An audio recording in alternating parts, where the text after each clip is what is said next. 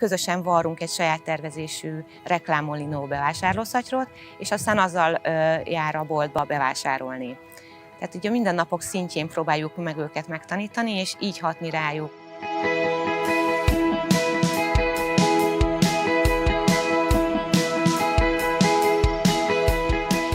Sziasztok, Pataki Erika vagyok, az Ökográf Egyesület munkatársa, és elmesélem szerintem, miért éri meg önkénteseket fogadni.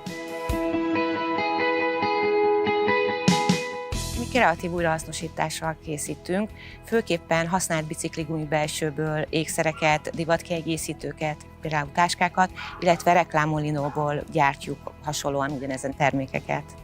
A fogadott önkéntesek becsatlakoznak az általunk létrehozott társadalmi vállalkozásba, ami kreatív újrahasznosítással készült termékeket gyártása tervezésében valósul meg, és ezt tanulják meg nálunk az önkéntesek, és ebben is segítik a munkánkat.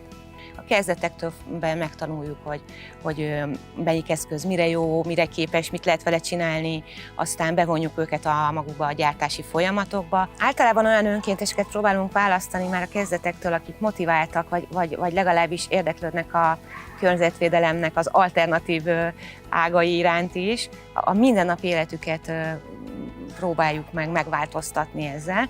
Mindenkinek közösen varrunk egy saját tervezésű reklámmolinó bevásárlószatyrot, és aztán azzal jár a boltba bevásárolni.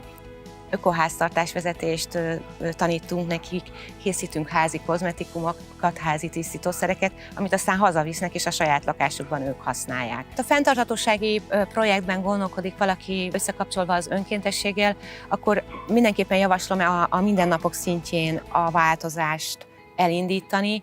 Például az önkéntesek lakhelyén próbáljanak meg zöld ötleteket adni, zöld ajánlásokat, a műhely, illetve az iroda a működése során próbáljanak meg jó mintákat átvenni, próbáljanak meg zöld irodát kialakítani. Mindig ösztönzöm az önkénteseket arra, miután van a projektnek ugye egy leírt része, azon túlmenően próbáljanak maguknak úgynevezett mini projektet kitalálni. Ez lehet egy kiállítás, egy fotókiállítás, ez lehet egy általuk kitalált egyéb kreatív dolog, vagy termék, vagy új termék. Nagyon nagy szerencsénk volt eddig, ugyanis akik nálunk voltak önkéntesek az utóbbi 4-5 évben, majdnem mindenkivel a mai napig Messenger kapcsolatban vagyunk, sokkal több barátunk lesz, kinyílik a világ